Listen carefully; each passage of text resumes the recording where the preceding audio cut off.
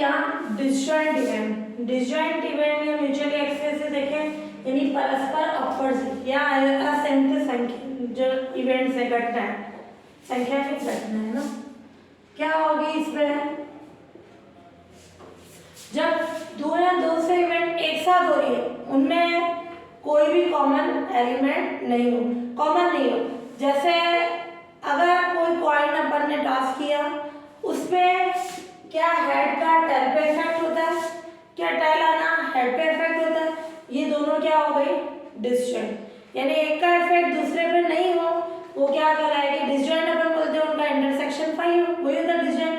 तो एक जब दो घटनाएं या एक साथ हो रही है तो एक का इफेक्ट दूसरे पे नहीं हो, वो हो जाएगी अपने पास डिसजॉइंट। या अपन बोल सकते हैं टू इवेंट एक साथ नहीं हो सकती।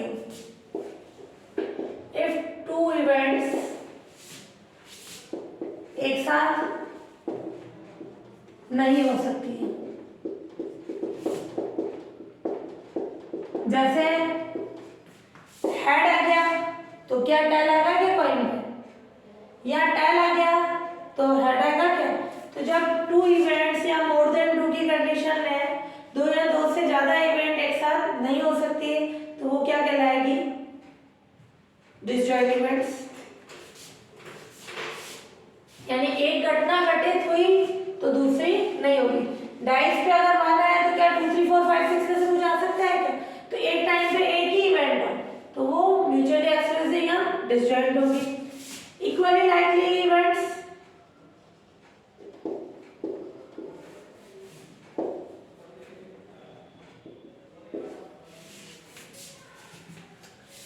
इक्वली यानी समान, क्या हो? समप्रायिक घटना। यानी जब इवेंट में अपन देखें कोई भी अपने ट्रायल है, अपन ने कॉस इसको कॉइन को टॉस करा, उस पे हेड और टेल के लिए सेम केसेस हो, यानी हेड आने के लिए भी फेवरेबल केस कितना है? 1, टेल आने के लिए भी कितना है? 1। तो सबके लिए कैसी कंडीशन है? फेवरेबल केस एक ही है, तो वो कैसी होगी? Equally likely. जैसे अपन ने डाइस को फेंका तो उसमें 1 2 3 4 5 6 इन सब की क्या होगी? केसेस एक ही होंगे। 1 आने के लिए भी एक ही होगा, 2 आने के लिए भी, तो सबकी इवेंट्स के लिए कैसी कंडीशन होगी? इक्वली लाइकली, यानी इक्वल हो जाएगी। तो उनके रिजल्ट पे कैसी कंडीशन हो? सेम फेवरेबल केसेस हो, यानी 1 के लिए भी फेवरेबल केस 1 होगा, 2 के लिए भी 1, 3 के लिए भी, 4 के लिए, 5 के लिए 6, तो सबके लिए फेवरेबल केसेस क्या हो? सेम। तो वो क्या होगी? Equally likely event. यानी तो क्या हो जाएगा? Same favourable cases.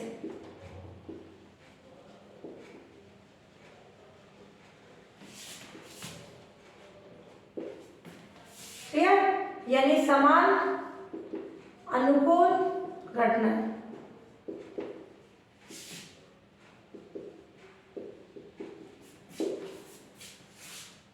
क्लियर? ये हो गया इक्वली लाइकली। फिर है एडजस्टिव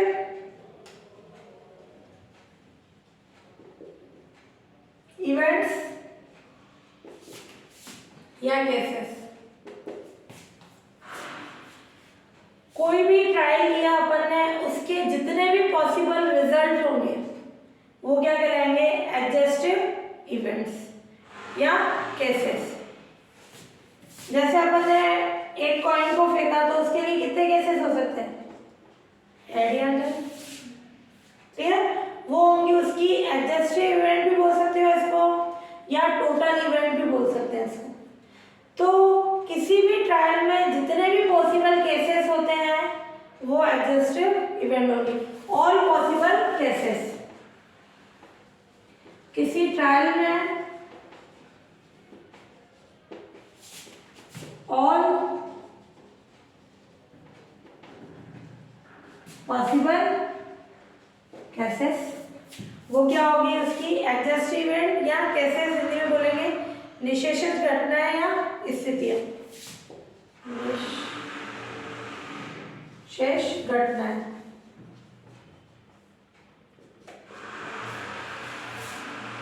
या टोटल इवेंट्स भी बोल सकते हैं इसको, टोटल केसेस।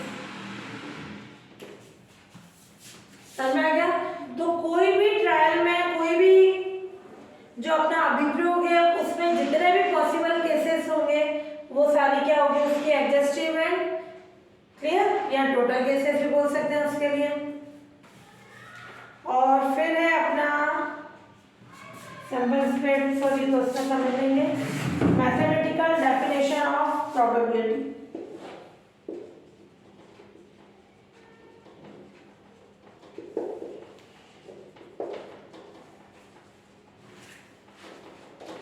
यानी प्रायिकता की गणितीय परिभाषा ये हो जाएगा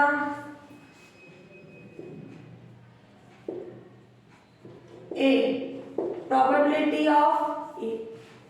क्लियर? ए अपन किसको डिनोट करेंगे, ये टोटल केसेस क्या है किसी ट्रायल में, टोटल केसेस।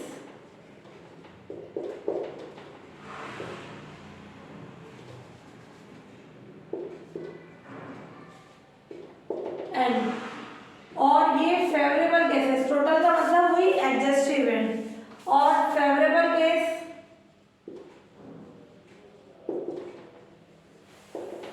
एम है। क्लियर? तो ये आ जाएगा इसमें ए के लिए, किसी इवेंट ए के लिए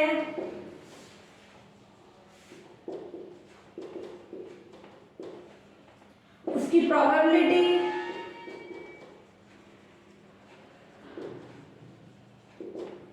क्या होगी, पी ऑफ ए।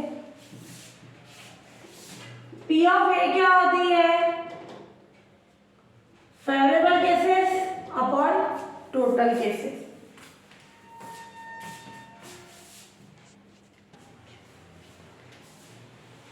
हाँ, sample point and sample space. Sample point यानी प्रतिदर्श बिंदु तथा प्रतिदर्श समष्टि। कोई भी ट्रायल है उसका एवरी आउटकम एक सैंपल पॉइंट कहलाता है, और इन सैंपल पॉइंट्स का जो सेट होगा वो सैंपल स्पेस कहलाएगा। जैसे एक कॉइन के लिए आउटकम्स क्या हो सकते हैं, हेड या टेल्स, जो कि सैंपल पॉइंट्स कहलाते हैं। जैसे अपन ने कॉइन को टॉस किया, उसमें क्या क्या आउटकम्स हो सकते हैं, हेड या टेल, ये दोनों सैंपल पॉइंट्स हो जाएंगे। उनको एक सेट की फॉर्म में लिख दिया, ये एस या यू, इसको सैंपल स्पेस को यूनिवर्सल भी बोल सकते हैं, ये सैंपल स्पेस कहलाएगा, है ना। इसी में जैसे ना मैथमेटिकल डेफिनेशन जो प्रोबेबिलिटी की पढ़ी है, पी ए क्या हुआ, एम अपॉन एन। ए का मतलब कोई इवेंट हुई, क्लियर, और ए बार जो होगा कोई इवेंट नहीं हुई। ए बार यानी कोई इवेंट नहीं हुई, नहीं हो, है ना। तो P A plus P A bar is equal to, A है जैसे कॉइन पे हेड आने की कंडीशन, अपन ने हेड आने की प्रोबेबिलिटी बताई। अब हेड आया तो क्या टेल आया, क्या नहीं है, तो ए बार क्या होगी, उसके टेल होने की कंडीशन होगी। इवेंट वही एक ही कॉइन की बात कर रहे हैं, कॉइन को टॉस किया, उसके लिए अपन इवेंट ए क्या बोल रहे हैं, उसके हेड आने की कंडीशन। ए बार यानी हेड नहीं आया, तो इसकी कंडीशन होती है P A plus P A bar किसके इक्वल होगा, 1 के। यानी पी ए बार निकालना हो तो क्या हो जाएगा, 1 माइनस पी। और जब m इक्वल्स टू n है तो पी ए कितना होगा, 1, क्लियर।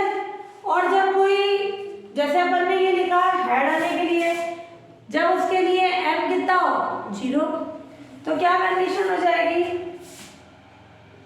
जब m 0,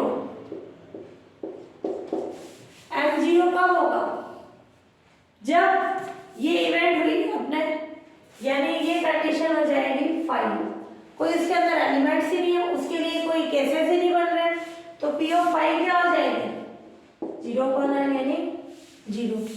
यानी 5 की प्रोबेबिलिटी क्या होती है, 0, क्योंकि इसमें है ही नहीं, कोई आउटकम्स ही नहीं है, क्लियर, तो उसकी प्रोबेबिलिटी क्या होगी, 0। तो ये प्रोबेबिलिटी की लिमिट होती है 0 के इक्वल या 0 से बड़ी, 1 के इक्वल या 1 से छोटी। हमेशा प्रोबेबिलिटी की लिमिट होगी 0 के इक्वल 0 से बड़ी, 1 के इक्वल 1 से छोटी। क्लियर? इस फॉर्म में अपने ये प्रोबेबिलिटी आ जाएगी। तो हमेशा असंभावना की स्थिति में फाइव कंडीशन में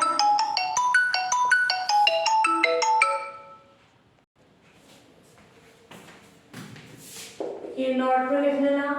अगर प्रोबेबिलिटी अपन ले रहे हैं m/n, PA प्लस PA बार कितना आया 1, और प्रोबेबिलिटी की लिमिट क्या आ गई 0 से 1 के बिटवीन, और A के पक्ष में संयोग का अनुपात, A के पक्ष में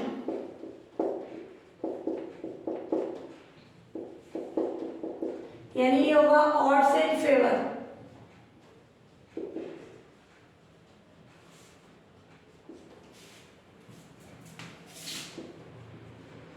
ये होगा m ratio n-m। Odds in favour, favour यानी अनुकूल। अपन ने बताया फेवरेबल केसेस कितने m, उसका किससे रेशो देखेंगे n-m से। ये ऑड्स इन फेवर होगा। पहले m आ रहा, फिर n-m, फिर ले a के विपक्ष में संयोग अनुपात।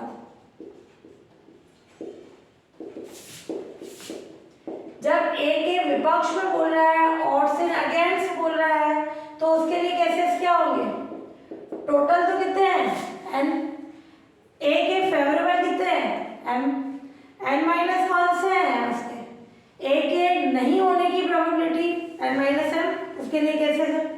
तो a के विपक्ष में यानी ऑड्स इन अगेंस्ट,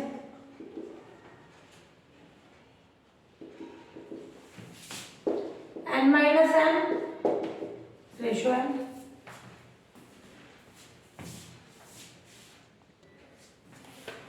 क्लियर?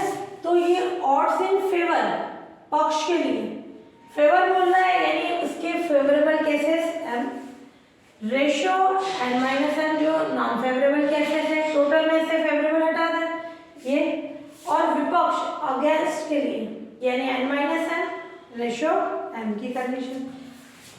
फिर है कुछ नोटेशन अपने पास।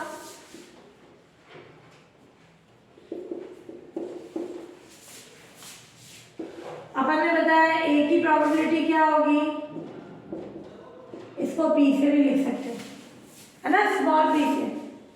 p क्या थी? a की प्रोबेबिलिटी, ये फर्स्ट a की प्रोबेबिलिटी,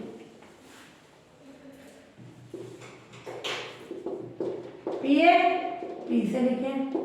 दूसरी a के नहीं होने की प्रोबेबिलिटी, इवेंट a के नहीं होने की प्रोबेबिलिटी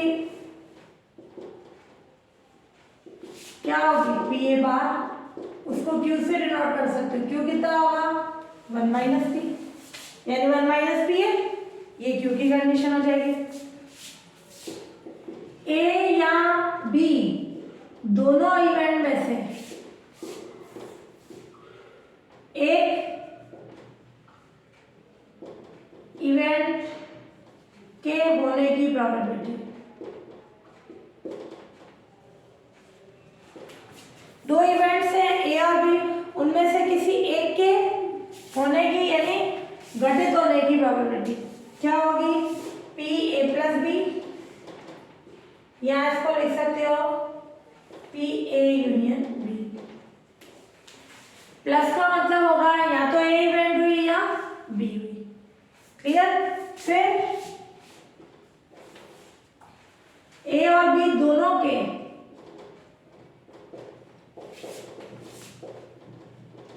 एक साथ घटित होने की प्रोबेबिलिटी, ध्यान से समझना। इसमें दो इवेंट एक साथ नहीं हो रही। जैसे मैंने एक कॉइन को टॉस किया, हेड आना इवेंट ए है, टेल आना बी है, क्या दोनों एक साथ हो सकते हैं? क्या दोनों में से एक होगी। ए और बी दोनों एक साथ हो रही है, इसके लिए क्या होगा? जैसे मैंने एक कॉइन को टॉस किया, उस पे हेड आना है, दूसरा डाइस को फेंका, उस पे वन आना है, दोनों इवेंट वाली है। क्लियर? तो ये दोनों इवेंट्स वाली है, उसके लिए क्या लिखेंगे? पी ए बी की कंडीशन। या इसको इंटरसेक्शन में बोल सकते हो। जब ये दोनों इवेंट्स होगी, दोनों में से एक होगी तो यूनियन, दोनों होगी तो इंटरसेक्शन।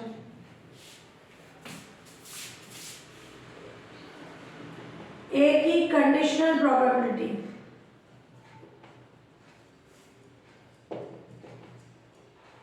कंडीशनल को बोलेंगे सप्रतिबंध।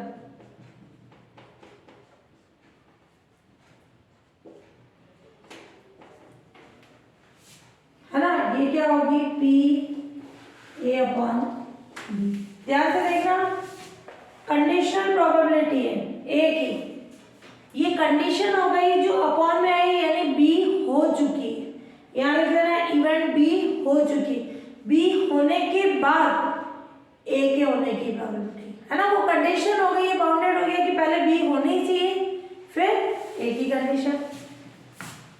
ये लिख लेना जहां बी इवेंट हो चुकी है, इवेंट बी हो चुकी है। इसका एग्जांपल से बता दो किस तरह से लेना है। और ऐसे बी की कंडीशनल प्रोबेबिलिटी लिखोगे तो क्या हो जाएगा, बी अपॉन है ना। ये कंडीशन हो गई कि ए इवेंट हो चुकी है और बी के होने की प्रोबेबिलिटी।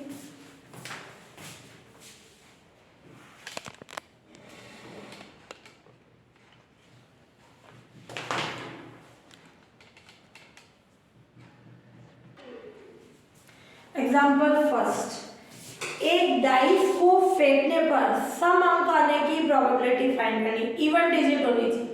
तो एक डाइस को फेंकने पर कितनी डिजिट्स हो सकती है, इसमें 1 2 3 4 5 6 कुछ भी हो सकती है। तो एक वन डाइस को फेंकने पर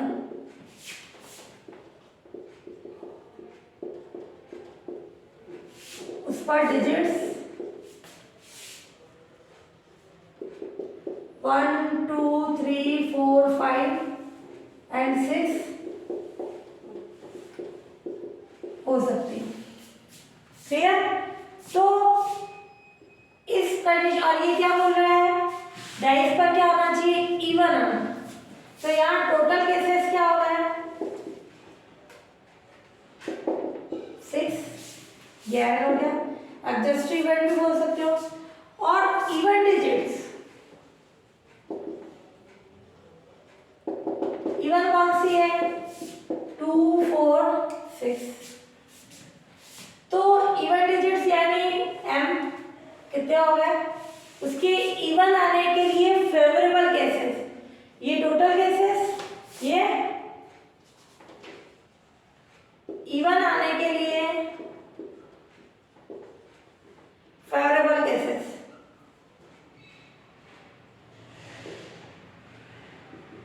कितने होंगे, 3। तो अगर इवन आना जो है, इवेंट कौन सी है, ए, इवन आना इवेंट ए है ना, ये घटना हो गई इवेंट ए। तो प्रोबेबिलिटी ऑफ ए क्या होगी, उसके favourable case upon total case. ठीक है, फेवरेबल कितने हैं, 3, टोटल कितने हैं, 6, यानी 1/2। समझ में आ गया। तो डाइस को फेंकने पर उस पर डिजिट्स क्या आ सकती है, क्या क्या आ सकती है, जो आउटकम्स आए वो आउटकम्स होंगे उसके एडजस्ट इवेंट यानी टोटल केसेस। और इवन डिजिट्स 2 4 6 हो सकती है। तो इवन आने के लिए फेवरेबल केसेस क्या हो जाएंगे, 3। और इवन आना इवेंट ए हो तो प्रोबेबिलिटी ऑफ ए आ जाएगा, यानी हाफ। ऐसे अगर ऑड के लिए बोल रहा है, मैं ए बार निकालूं, ए बार का मतलब इवन नहीं है, तो क्या होगा, 1 में से हाफ लेस करा दोगे, यानी ये हाफ। इवन नहीं आता है तो वो क्या होता है, ऑड की कंडीशन डायरेक्टली इस तरीके से निकालें। ऑड या ऑड के लिए भी फेवरेबल क्या होंगे, 3 होंगे, 3/6 यानी हाफ।